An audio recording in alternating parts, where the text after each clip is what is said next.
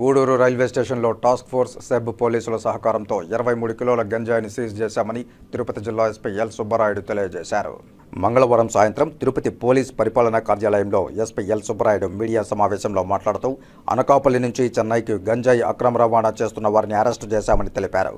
4 గంజాయి అక్రమ రవాణాకు పాల్పడగా 3 దొరికారని, 1 పరారీలో ఉన్నట్లు తెలియజేశారు.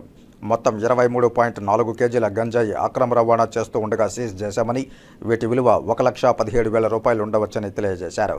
సెబ్తో పాటు టాస్క్ ఫోర్స్ ప్రతిరోజు ప్రత్యేక దృష్టి కేంద్రీకరించిందన్నారు. అసాంఘిక కార్యకలాపాలకు పాల్పడితే రౌడీ షీట్స్ ఓపెన్ చేస్తామని, ఎక్కువసార్లు దొరికితే పీడీ యాక్ట్ కింద కేసులు పెడతామని హెచ్చరించారు. పోలీసు వాట్సాప్ నంబర్ 8099999977ను వినియోగించుకోవాలని ప్రజలకు సూచించారు. గంజాయి కల్చర్ను నిరోధించాలని, ప్రతి ఒక్కరూ గంజాయి నిర్మూలనలో భాగస్వాములు కావాలని విజ్ఞప్తి చేశారు. పాఠశాలలు, కళాశాలల్లో అవగాహన కార్యక్రమాలు నిర్వహిస్తామని తెలిపారు.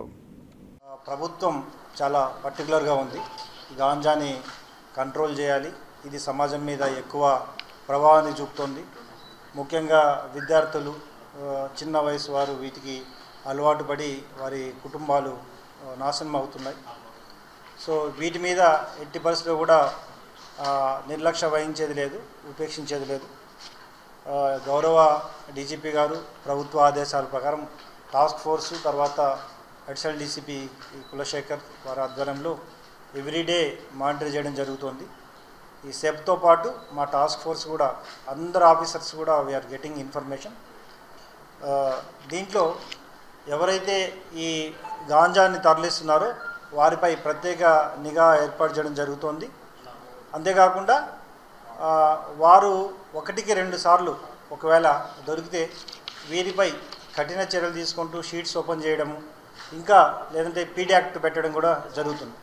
సో ఎవరైతే ఫ్రీక్వెంట్గా వీటిని మానకుండా మళ్ళీ ఈ అఫెన్సెస్లో ఇన్వాల్వ్ అవుతారో వారిపై పీడీ యాక్ట్ కూడా ప్రిపేర్ చేయడం జరుగుతుంది, వాటిపై చర్యలు తీసుకోవడం జరుగుతుంది. అంతేకాకుండా ఎవరైతే ఈ వినియోగదారులు ఉన్నారో, కన్జ్యూమర్స్ ఉన్నారో, వాళ్ళు కూడా అవకాశం ఉన్నంత వరకు ఈ పద్ధతులు మానుకోవాలని, ఒక్కసారి కన్జ్యూమర్గా దొరికితే maybe we will counsel them with the family members. So మళ్ళీ దొరికితే వారిపై కూడా షీట్స్ ఓపెన్ చేయడము, కేసెస్ రిజిస్టర్ చేయడం కూడా జరుగుతుంది. సో దీని ద్వారా సమాజానికి మీ అందరి ద్వారా తెలియజేయడం ఏంటంటే, మీరు కూడా సమాజంలో భాగస్వాములు కాబట్టి ప్రెస్ తర్వాత ప్రజలు అందరికి కూడా అప్పీల్ చేస్తున్నాం. పోలీస్ వాట్సాప్ నెంబర్ ఒకటి ఉంది, 8099999977.